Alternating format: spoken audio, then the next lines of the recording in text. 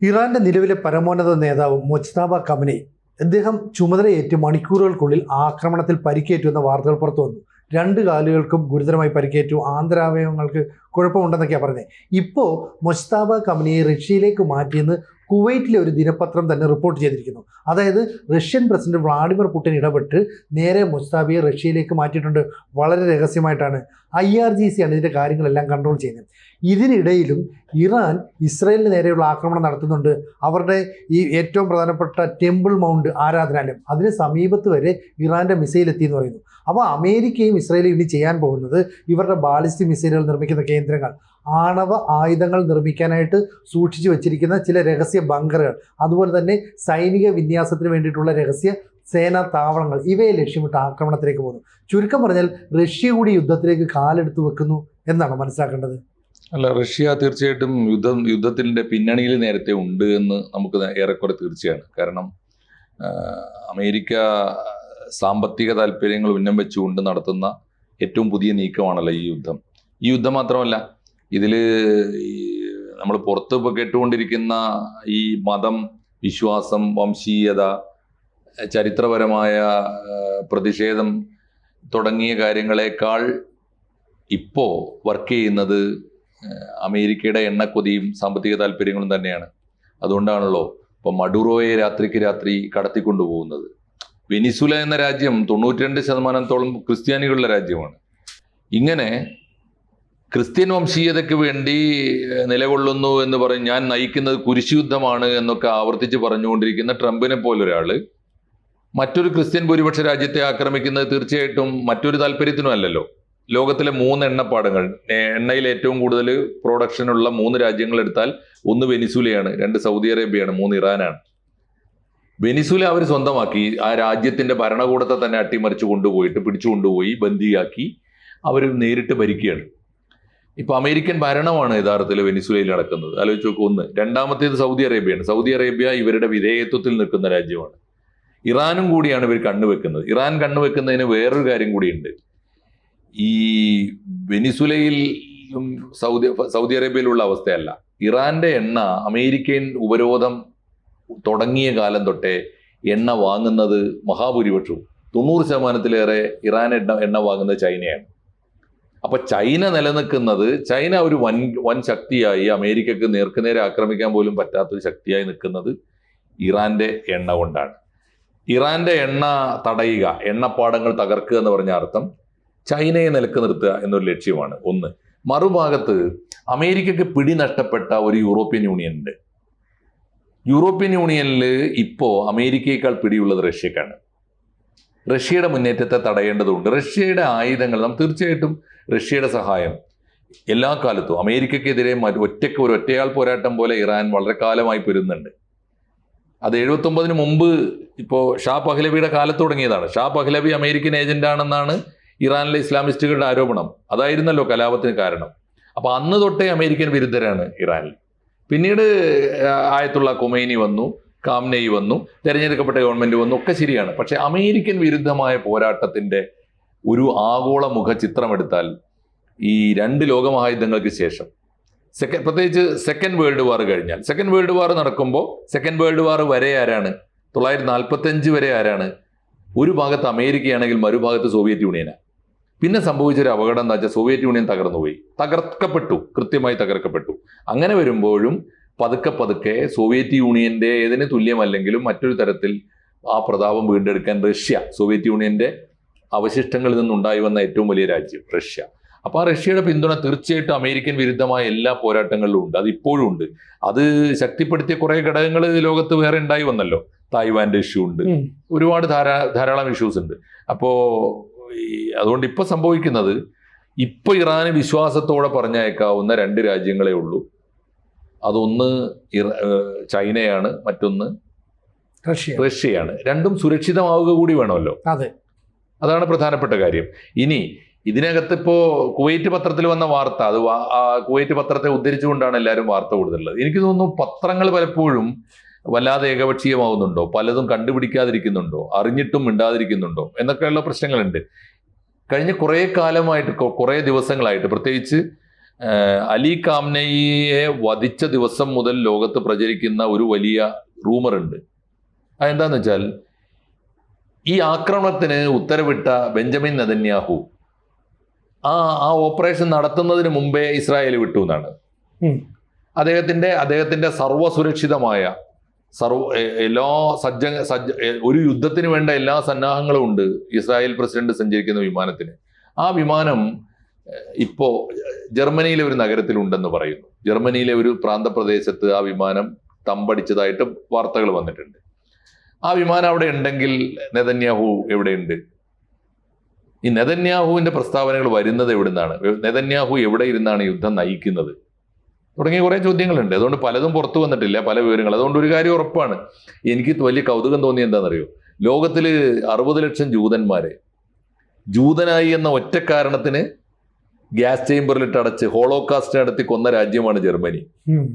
ആ ജർമ്മനിയിലാണ് ഇപ്പോ ജൂതരാജ്യത്തിന്റെ ഏറ്റവും വലിയ നേതാവിന് ആപൽഘട്ടത്തിൽ അഭയം കിട്ടുന്നത് എന്ന് പറഞ്ഞാൽ അതിന്റെ ഒരു കൗതുകം ആലോചിച്ച് നോക്കൂ. ഇതിന് സമാനമായൊരു സംഗതിയാണ് കമ്മ്യൂണിസ്റ്റുകാർക്കെതിരാണ്. ആലോചിച്ച് നോക്കൂ, ഇസ്ലാമിസ്റ്റുകൾ എന്നും ഒരു കാര്യം ഉറപ്പാണ്, യാതൊരു തർക്കവും വേണ്ട, കമ്മ്യൂണിസ്റ്റുകാരുടെ പ്രത്യക്ഷ ശത്രു നമ്പർ 1 ലോക കമ്മ്യൂണിസ്റ്റ് പാർട്ടിയുടെ, ലോകത്തിലെ ഏത് രാജ്യത്തെയും കമ്മ്യൂണിസ്റ്റ് മൂവ്മെന്റിന്റെ ചരിത്രം എടുത്താൽ കമ്മ്യൂണിസ്റ്റ് പാർട്ടികളുടെ 1-ാം നമ്പർ ശത്രു ഇസ്ലാമിസ്റ്റുകളാണ്. എടുത്തു നോക്കൂ നിങ്ങൾ. ഇപ്പോൾ ഇറാൻ മാത്രം എടുത്താൽ മതി. ഇറാനിൽ എന്താ സംഭവിച്ചത്? ഇറാന്റെ ചരിത്രം എന്തായിരുന്നു? ഇറാൻ റവല്യൂഷനിൽ കമ്മ്യൂണിസ്റ്റുകാരും പങ്കെടുത്തു, ഇറാൻ കമ്മ്യൂണിസ്റ്റ് പാർട്ടിയും പങ്കെടുത്തു. എന്തിന്? സാമ്രാജ്യത്വ വിരോധം കൊണ്ട്. അമേരിക്കക്കെതിരായുള്ള യുദ്ധമാണല്ലോ, അല്ലെങ്കിൽ അമേരിക്കൻ പാവ ഗവൺമെന്റ് ആയിട്ടുള്ള ഷാക്കെതിരെയുള്ള യുദ്ധമാണല്ലോ. കമ്മ്യൂണിസ്റ്റ് പാർട്ടിയും പങ്കെടുത്തു. ഏതുവരെ? വിപ്ലവം നടക്കുന്നവരെ. വിപ്ലവത്തിന്റെ പിറ്റേന്ന് സകല കമ്മ്യൂണിസ്റ്റുകാരെയും ശരിപ്പെടുത്തി. അപ്പൊ ഇതെല്ലായിടത്തും നൂറുദ്ദീൻ തറാക്കി എന്ന് പറഞ്ഞ പണ്ട് അഫ്ഗാനിസ്ഥാനിൽ വലിയ നേതാവ് ഉണ്ടായിരുന്നു. പക്ഷെ ഇവിടെ ഇപ്പൊ സംഭവിക്കുന്നത്, ഇപ്പൊ ജെറാൾഡ് ഫോർഡ് എന്ന് പറയുന്നത് ചെങ്കടൽ നിലയുറപ്പിക്കുന്ന കപ്പലുണ്ട്. ഈ കപ്പൽ നേരെ ഇപ്പൊ ഇറാൻ ആക്രമണം നടത്തി 30 മണിക്കൂർ നിന്ന് കപ്പൽ കത്തി എന്ന് പറയുന്നത് ഒരു ലോണ്ടറി ഏരിയ മറ്റോ തീ പിടിച്ചേ. അവിടെയുള്ള ആളുകളുടെ ബെഡുകൾ, ഷീറ്റുകൾ ഇതെല്ലാം തന്നെ കത്തിപ്പോയി. അപ്പോൾ ഈ ജെറാൾഡ് ഫോർഡ് എന്ന് പറയുന്നത് ഏതാണ്ട് വിയറ്റ്നാം യുദ്ധത്തിന് ശേഷം ഇത്രയും കാലം ഒരു യുദ്ധസന്നമായിട്ട് കപ്പൽ നിൽക്കുന്നത് ഇത് ആദ്യമായിട്ടാണ്. ഏപ്രിൽ 10 വരെ ഈ യുദ്ധം ഇങ്ങനെ നീളുമെന്നാണ് ഇപ്പോൾ പറയുന്നത്.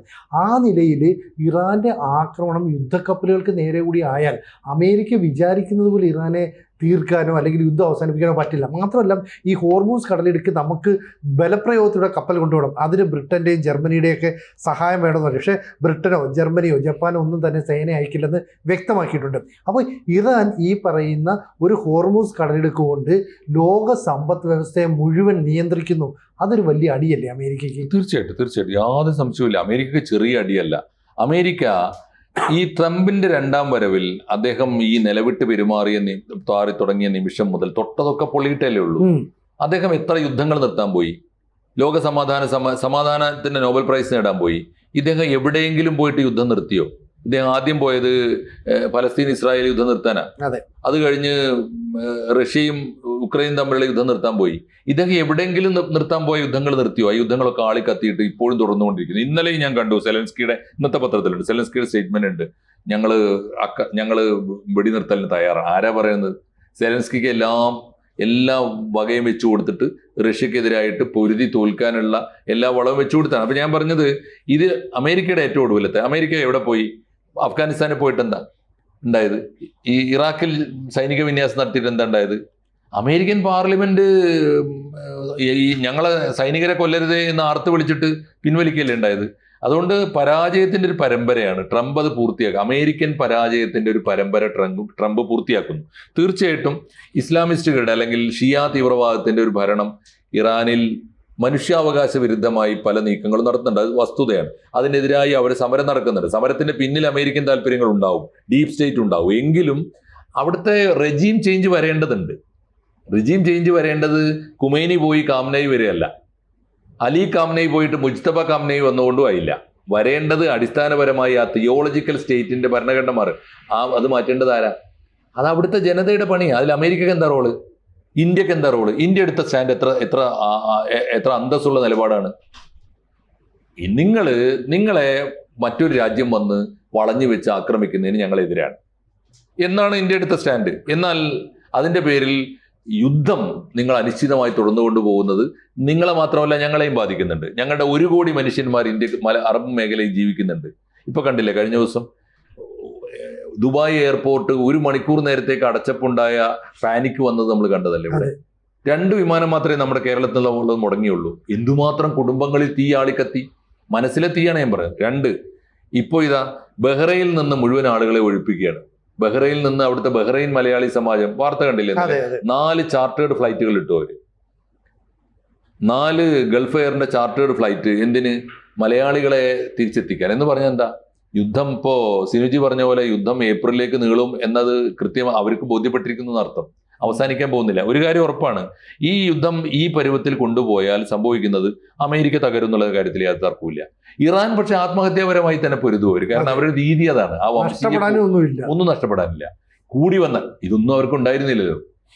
അമേരിക്കയുടെ തന്നെ നേരിട്ടുള്ള ഭരണം ഷാ പഹ്ലവിയുടെ കാലത്ത് നടന്നതാണ്. ആ രാജാവിൽ നിന്ന് പിടിച്ചെടുത്തിട്ട് ഇസ്ലാമിസ്റ്റുകൾ ഉണ്ടാക്കിയ സ്റ്റേറ്റാണ്. അവർക്ക് അത് മുഴുവൻ നഷ്ടപ്പെട്ടാൽ എന്ത്? പിന്നെ പോരാത്തതിന് അവർക്ക് ഈ വീരസ്വർഗം എന്ന് പറയുന്ന ഒരു സാധനം അവരെങ്ങനെ മാടി വിളിക്കുന്നുണ്ട് അവിടെ ചെന്നാൽ കിട്ടാനുള്ളത്. അപ്പൊ ഇതൊക്കെ അത് ആത്യന്തികമായി എന്താ, ആർക്കാ നഷ്ടം? ഇതിൽ പ്രധാനപ്പെട്ട ഒരു കാര്യം, ഇന്ത്യ വളരെ കരുതലോടെ നീങ്ങുന്ന അതുകൊണ്ടാണ്. ഇന്ത്യക്ക് വലിയ നഷ്ടം എന്ന് പറഞ്ഞാൽ, ഒന്ന്, അറബ് രാജ്യങ്ങളിലെ മിലിറ്ററി ബേസ് ഇറാൻ നിരന്തരം ആക്രമിക്കുന്നുണ്ട്. ആക്രമിച്ചാൽ അറബ് രാജ്യത്തെ സമാധാനം കെടും. അറബ് രാജ്യം ഇപ്പോൾ അറബ് ഗവൺമെന്റുകളൊക്കെ വളരെ സേഫാണ്, സുരക്ഷിതരാണ്, നിങ്ങൾ ആരും പോകണ്ട, ആരും പാനിക് ആവണ്ട, പേടിക്കേണ്ട എന്നൊക്കെ പറയുന്നുണ്ടെങ്കിൽ പോലും യുദ്ധം നീണ്ടുപോയാൽ എത്ര കാലം മുന്നോട്ട് പോകും? വേറൊന്ന്, ഹോർമൂസ് കടലിടുക്ക് അടഞ്ഞു പോയാൽ അടച്ചിടുന്നതിന് ഈ കൂടി വന്നാൽ എന്താ ചെയ്യുക? അടച്ചിട്ടാൽ അവിടെ ഒരു കപ്പൽ കൊണ്ട് വെച്ച് ബോംബിട്ടാൽ മതി. അതെ, പിന്നെ കപ്പലുകൾ ചെല്ലൂല ആ ഭാഗത്തൂടെ. അപ്പൊ ഇത് യുദ്ധം വലിയ ദീർഘകാലാടിസ്ഥാനത്തിൽ വലിയ അപകടങ്ങളിലേക്ക് പോവുകയാണ്. ഇറാൻ വളരെ ചാവേറ് പോലെ ഇത് തുടർന്നുകൊണ്ടേയിരിക്കും. കാരണം ആ മാതിരി പ്രതികാരമാണ് അവരുടെ കയ്യിലുള്ളത്.